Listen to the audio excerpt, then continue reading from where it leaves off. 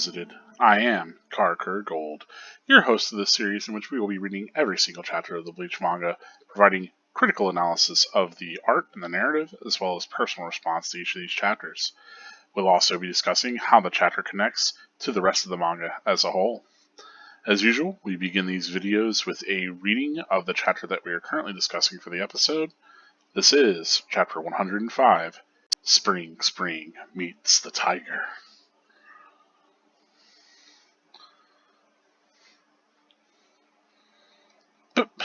Please, let me go. If I don't help him, Mr. Ichigo will be killed. Idiot. What good could you or I do? The two of us were practically paralyzed by that Zaraki guy's spiritual pressure alone. What could you do to help? Of the three of us, Ichigo's the only one who has a chance of beating Zaraki. I don't like it either, but we'd only be in Ichigo's way if we went back. Now come on. We've got a job to do.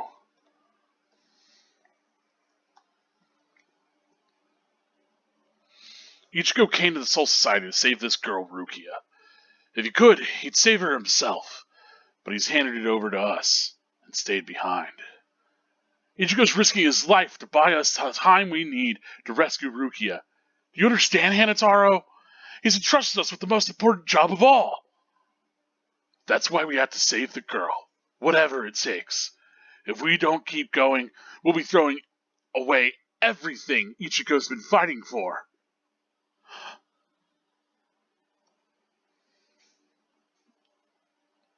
Now are you with me? Yes! Ichigo, if we find this Rukia, we'll all come back to save you. I can't help out with this fighting, but I can still help you get away, so don't get yourself killed before I get back.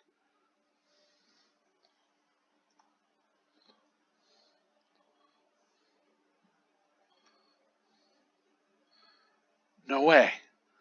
I swung as hard as I could. How? I didn't even scratch him. And why is my hand bleeding? You look surprised. Is it so strange that your sword can't cut my body? He pushed Zangetsu back with his naked arm? He's a demon. It's impossible, Itchy. You can't cut Kenny. To him, it's almost like your sword has no blade. What?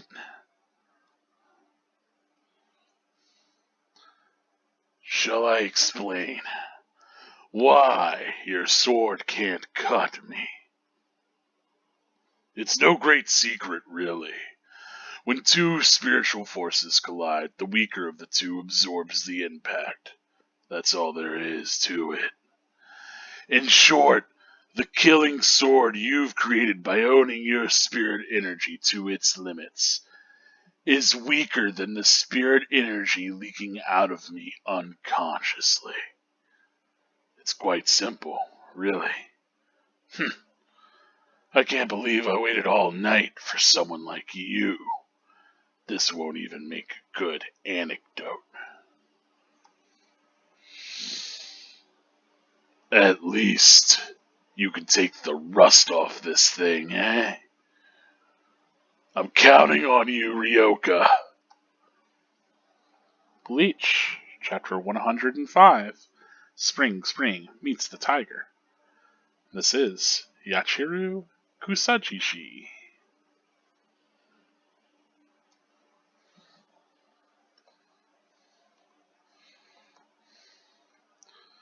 Ah!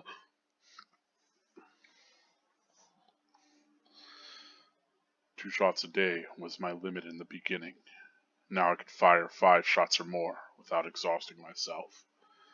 I'll have to thank Mr. Yorichi for training me. Mr. Yorichi, Orihime, Uryu, Ichigo. Are all of you safe? I hope nobody's been hurt. Halt! That's as far as you go, foolish Ryoka.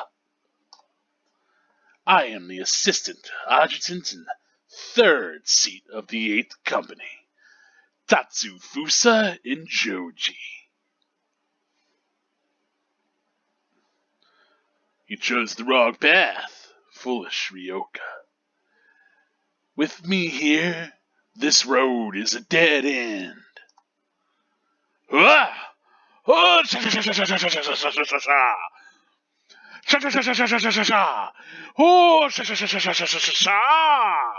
whoa! That's Tatsufusa Hosan's Kenbu, the crumbling mountain sword dance. Amazing. The Ryoka's so terrified he can't even move. Come, what's wrong? Make a move. Don't be timid. Just because my masterful swordplay has never been. Ah! Sorry, but your defense was full of holes. He's out! Ooh, very nice.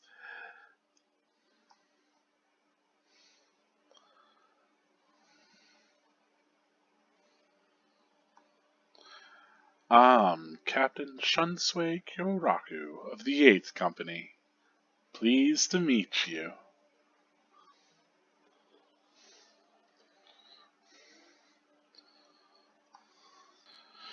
Freshman Captain Uryu Ishida, named the four-eyed sewing machine because of his unparalleled accuracy of his needlework and his peerless speed.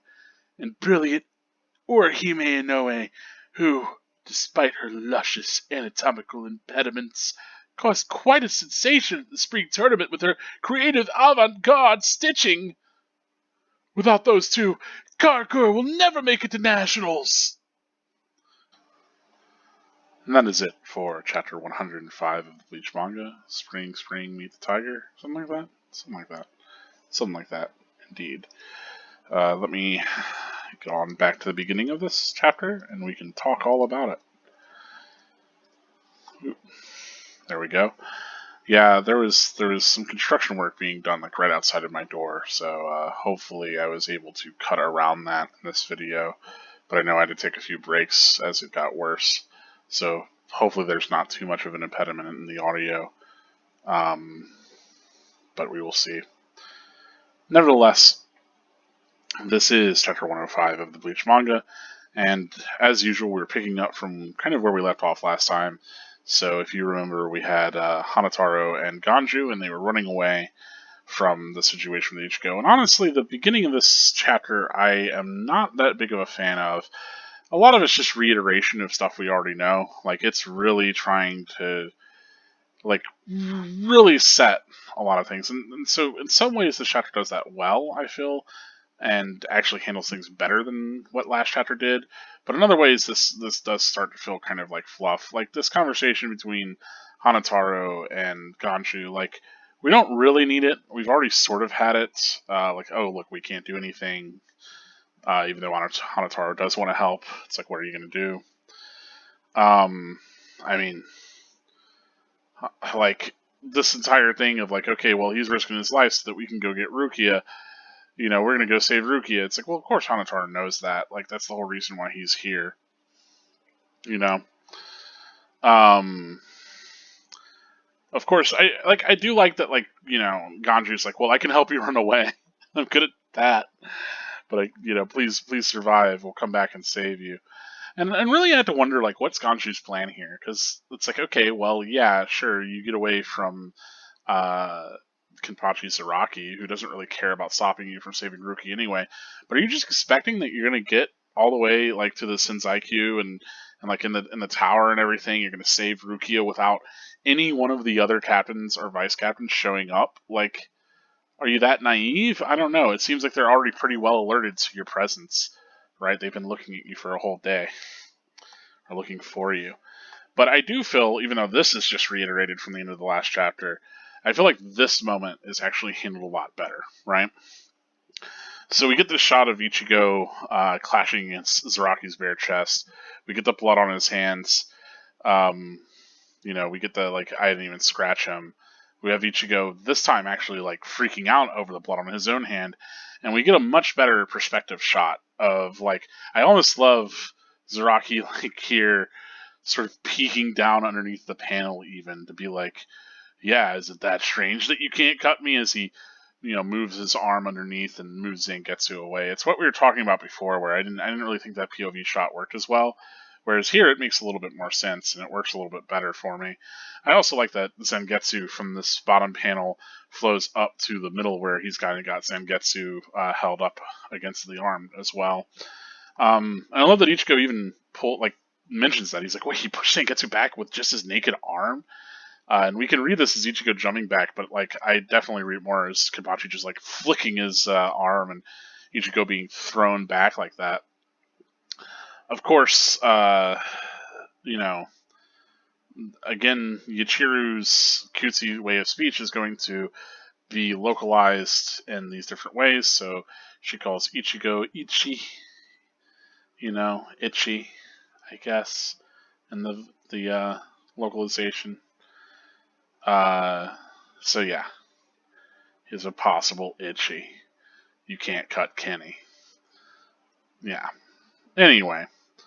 But the whole point is, again, these are spiritual entities. We kind of talked about this in the discussion. This is just making it very obvious for people who haven't really put that together.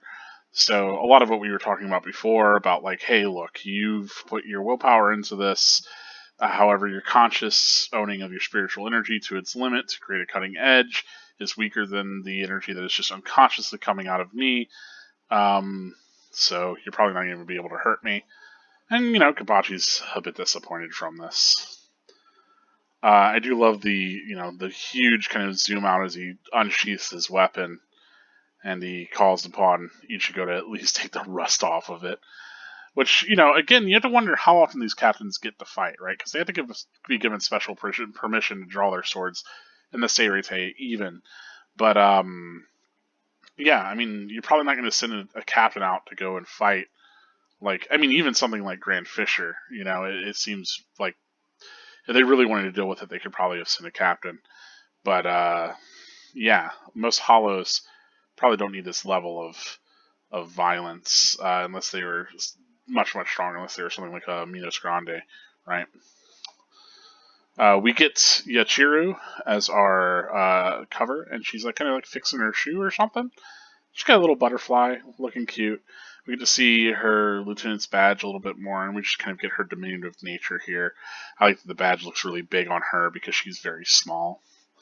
Also, all the special crests, I like that their crest has just a bunch of like pinwheels or stars or something on it. It's a little bit different than the flower crest we see from all of these.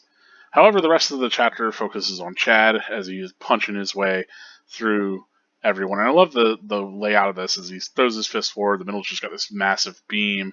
The last panel, it's just the kind of clearing that he has made. And Chad's reflecting on the nature of his own growth, right? That, he used to only be able to shoot 2 shots, but now he's able to shoot more. And if you do remember from whenever Chad first awakened to his powers, he did pass out at the end of all of that. And so he's, with all this training, especially under Mr. Yorichi, who, as we know, Yorichi is quite talented whenever it comes to the manifestation and manipulation of spiritual energy, spells, and the like, right?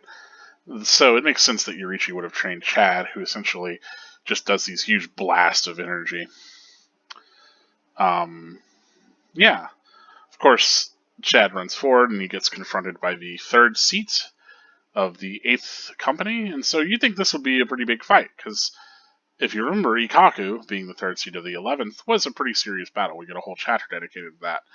Though, on the flip side, you can kind of tell from Tatsufusa's design, you can take one look at this guy and you can be like, nah, this dude's not gonna stick around for long. There's something about like the hair is just very uncool. I don't know. Bleach usually isn't very generous to like buff McLarge huge guys like that anyway. The biggest you can get is maybe like Kenpachi or Chad levels of big man, but once you start to get bigger than that, like Jidambo or something, or like this dude, it starts to be like, oh yeah, you're not, and like also this guy's design just reads as like gag sort of character. Maybe it's just the hair that really gets me and the eyebrows, but I don't know. Anyway, nevertheless, Tatsufusa does show up. He does have a somewhat, unique design to his Zanpakuto, which I think is meant to draw the eye and be like, oh man, what's the deal with this guy? He's got like this, kind of special like guard. Seems to have a little bit of a design to it. It's got this like cord hanging off the back of it. Um, you know, he whips it into the air and he's flinging it all around, and it's that Indiana Jones kind of moment where he whips his sword all around and he just gets blasted.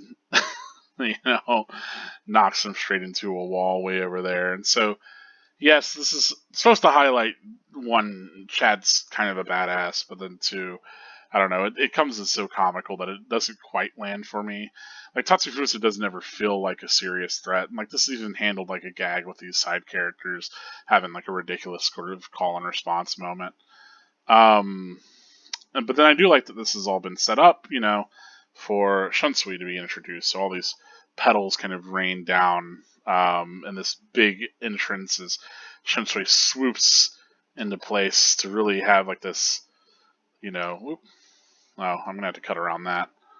I hit the audio thing, so let me cut around that. As Shunsui swoops into place, let me go back to it. Here he is, his robes having this wonderful floral pattern as he twirls them about himself, and then stands to greet as he's like, "Oh, I'm Shunsui Koyaku of the 8th Company. Pleased to meet you." And seriously, now that we've got a captain on the scene, maybe things will get a little bit more serious. Maybe Chad might reach a little bit of a harder encounter. Yeah, certainly seems to be the case, as we know the power of Kenpachi. And I do like that these two kind of fights are coupled with each other. So we have Kenpachi, who is a very different kind of character from Sunsui, right? Kenpachi is very bloodthirsty. He's very open about his power and his desire to seek battle. Where Shunsui is like, well, gotta go do it. I suppose if you're gonna make me. He's also much more relaxed, much more calm, and even a further juxtapose, where Kenpachi's Vice Captain Yachiru is very cheerful and childish.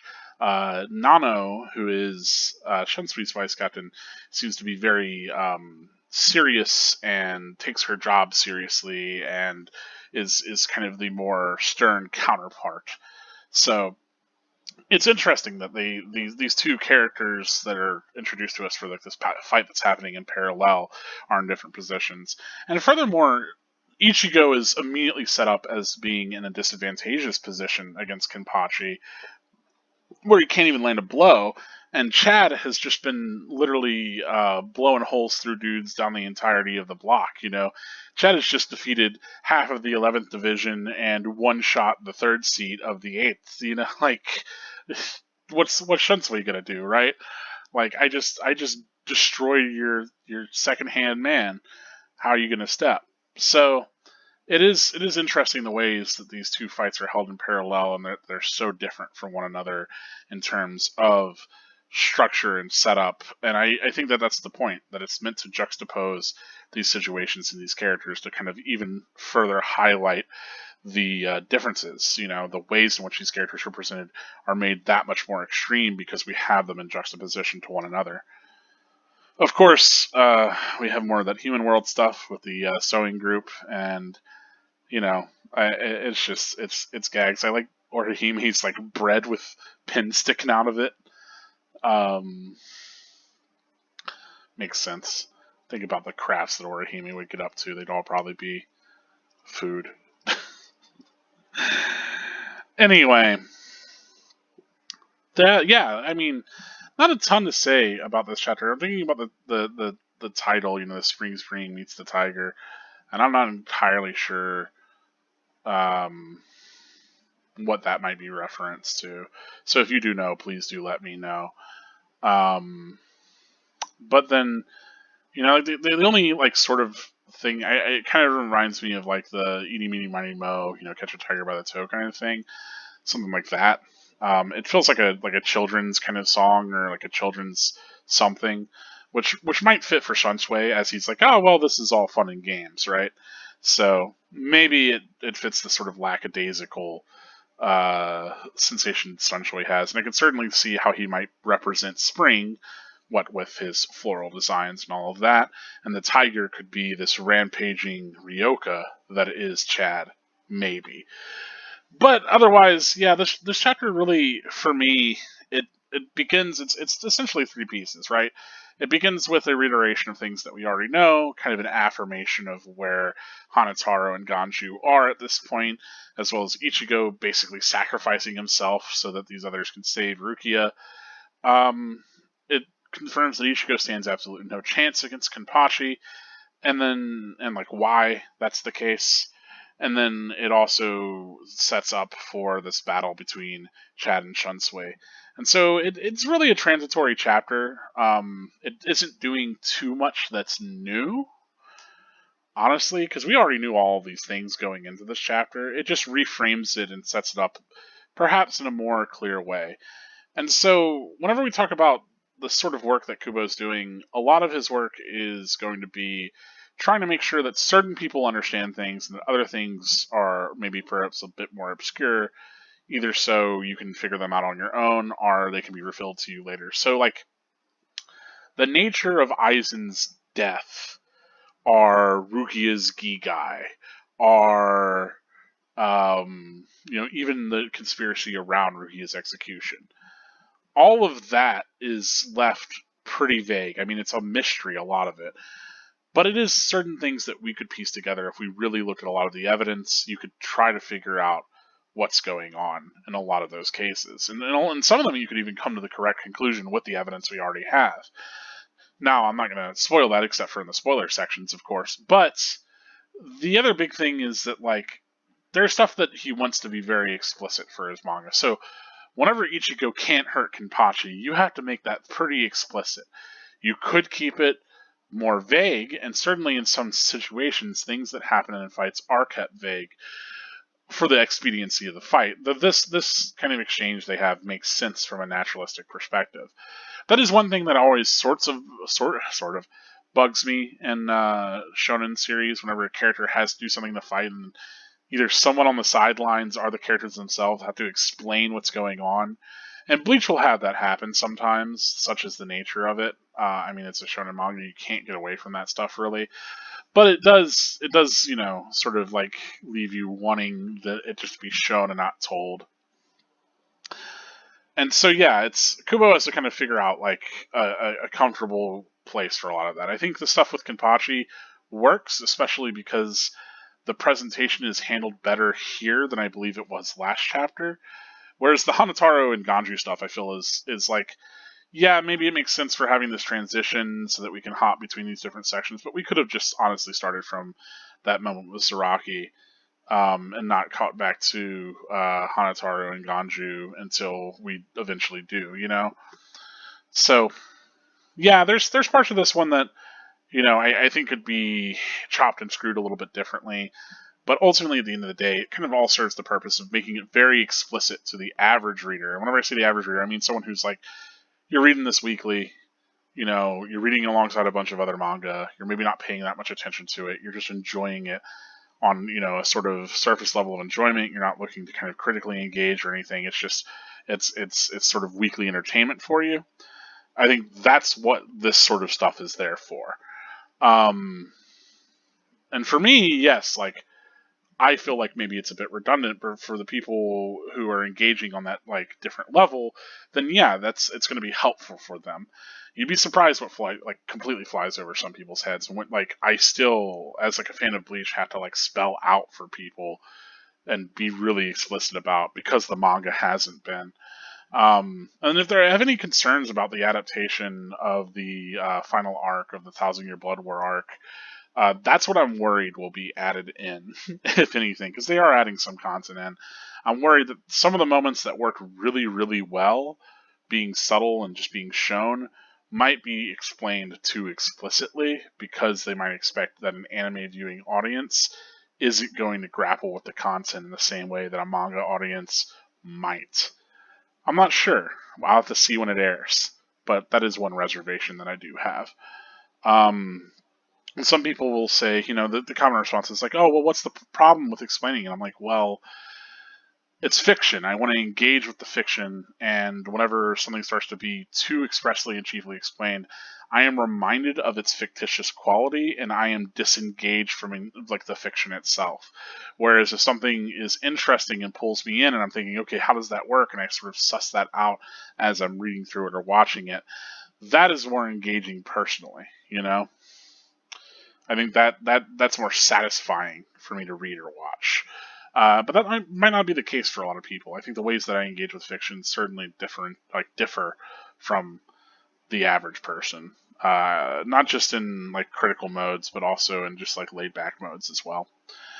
Anyway, that's all for this chapter, folks. I do have some things to say about spoilers, but those are far and few in between. So let's get into them. Yeah, I wanted to mention before about the undead, and I'm going to bring this up again later. But I was remembering the other big thing with the previous chapter, the undead, as a spoiler, is that you could think that it could refer to. I certainly pitched it as like probably referring to Kenpachi, or their situation is like, I'm going to enter this battle. One of us is going to be dead after the fight, even though we know that doesn't end up happening. But again, it ultimately refers to Ichigo. Ichigo has been killed. He is dead and revived. This has happened, and that's significant in this fight with the called the undead, because it is his hollow power specifically that he relies upon, and that he encounters and has to face whenever he's talking to true Zangetsu, or hollow Ichigo, as you will. And so the undead is more specifically referring to Ichigo and his basically Tessai's killing of Ichigo, Uriharu's killing and resurrection of Ichigo, with those hollow powers present and at the forefront, because ultimately that's what you form into your Zanpakuto, right? It's an externalization of your power. Yeah, so that's not even knowing about the Yawak stuff, the Quincy stuff, right? I mean, I guess Kisuke would have known about that stuff too, because he is intimately familiar with the intimate details of Ichigo's conception. But yeah, let's get into this chapter specifically, though. And like I said, I could have saved that, could have talked a little bit more about that later, and I certainly will whenever we get to those later chapters. But it did remind me of that the undead is that sort of significance to it as well. But here we have Ichigo sacrificing himself again in this self-sacrificial moment, and him going up against this undeniable opponent. And I will say, maybe one of the things I should have said in analysis. See, I'm all tripped up on myself here. Like, Ichigo's own hand bleeding here is really reflective of, like, yeah, man, whenever you're the individual against, like, the society or against anything, really, there are some opponents that you will just not be able to do anything to affect. And I think this is reflective of that, too. This idea that, oh, Ichigo, you're not going to be able to hurt him at all, because that's just the way, whenever two spiritual forces collide, the weaker the two absorbs it, and, all that. This gets propped up by power scaling losers all the time, and I really hate this. And by hate this, I mean, like, I really feel like people who read this don't read it with context. The context of this moment is that Ichigo doesn't have the killing resolve to overcome Kenpachi's natural sort of unconscious Reiatsu because of Kenpachi's nature. Now, obviously, Ichigo eventually lands a hit on him, and Ichigo is able to tap into that deeper well of power. But people will use this to prop up silly arguments like, oh, this character wouldn't even be able to affect another character with this power. You hear it all the time, like, and power battles are stupid anyway. I think it's some of the most inane. Like, I guess it's how some people engage with fiction, but I just can't. But like people will bring up like Berrigan, and they'll be like, well, Respera wouldn't really affect Aizen because Aizen's so much stronger. And it's like, no, it would. Don't be dense. You know, because like people will use this to kind of like hand wave, like, oh well, maybe the fear wouldn't be able to hurt this other character because he wouldn't be able to penetrate their, power, like their, he wouldn't be able to hurt, like actually penetrate them with his darts of fear, and so Oskin, or not Oskin, what am I saying? Asnot wouldn't be able to hurt this other, affect another person with the fear. And it's like, well, first of all, as an author, you can write any sort of outcome to any conflict, so it doesn't matter. Who wins is the person that the author wants to win. That's the answer to every power battle ever. And then two, in the fiction of the series, like, this isn't an ultimatum. It's not like, okay, one person's stronger, one person's weaker, and the weaker person will never be able to affect the stronger person with their abilities. It's like, no, we see that proven wrong time and time again. So, ultimately, this is really speaking more towards Ichigo and his resolve and how much of a gulf of distance there is between him and Zaraki. And as we see, Ichigo quickly makes up that distance as he starts to refocus himself. It's not as if he just gets more power. You could maybe argue that, maybe, but I think it's more of Ichigo realizing that how he has to tap into his power and manifest and use it. Of course, we talked before about Kenpachi and him essentially not giving any respect to his weapon, not really using it to actually hurt other people, ergo, so the idea of it also being rusty fits the bill. Meanwhile, back at Chad, I don't know, like, Chad punching his way through a bunch of people, beating a mid opponent, and then coming up against one that he can't beat. That's par for the course, right? We'll see this happen again with Gatenbane and or Gatenbane, however you pronounce that guy's name, and then Noitora, right? And then, I mean, ultimately, this is kind of what happens with Askin, but Chad really doesn't even get a win in the 1,000-Year Blood War. So if anything gets added to the anime, I hope that's it. Chad has such a cool design in that last arc, and I wish that it actually got utilized, especially with the two arms. Come on. But interestingly enough, I will say this. Chad goes up against Shunsui, and Shunsui is almost always paired against opponents that have something that reflects an aspect of him. So Shunsui goes up against, and a lot of people that have shooting power, so Chad shoots these beams too, which is interesting. But he goes up against both Stark and Lilibaro, who have the eye patch. That he ends up with the eye patch. They're both top-ranking kind of characters, etc., etc. And at this point, Chad is really established to be the strongest of the Ryoka, as well as, and this is interesting, the parallel here, not that Chad loses an eye, but that Chad ends up having two arms, two methods of combat, just like Shunsui has two swords, and one is actually the preferred, or the actual fighting one, technically. So it's interesting, right? Because I think that's the whole deal with Shunsui, right? He split his swords or whatever. There's a whole thing with one being the child of the other one or something. It's a whole deal. Nevertheless, Chad having two weapons, technically he'll awaken to the other one. And Shunsui having two is an interesting parallel that I don't really think of. But yeah, Shunsui's always kind of paralleled against his opponents in these weird and interesting ways. Minor things, but still kind of significant things nevertheless. So yeah, neat stuff. But that's pretty much all I have for this chapter, folks. As always, thank you so much for watching this. I really do appreciate the viewership. I really appreciate the fandom. If you love Bleach, you are in the right place. Please do give this video a like. Please subscribe to the channel if you've watched this far. And if you want to support me in another way, you can always support me on Patreon. Right now, on screen are everybody that is supporting me as of making this video. I want to give a huge shout out to you guys. Thank you so much. It really does mean the world to me. But you could support me on Patreon. You.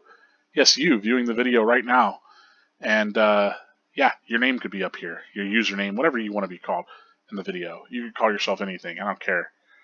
I'll put it in the video. Put it at the end here. Get your name in lights.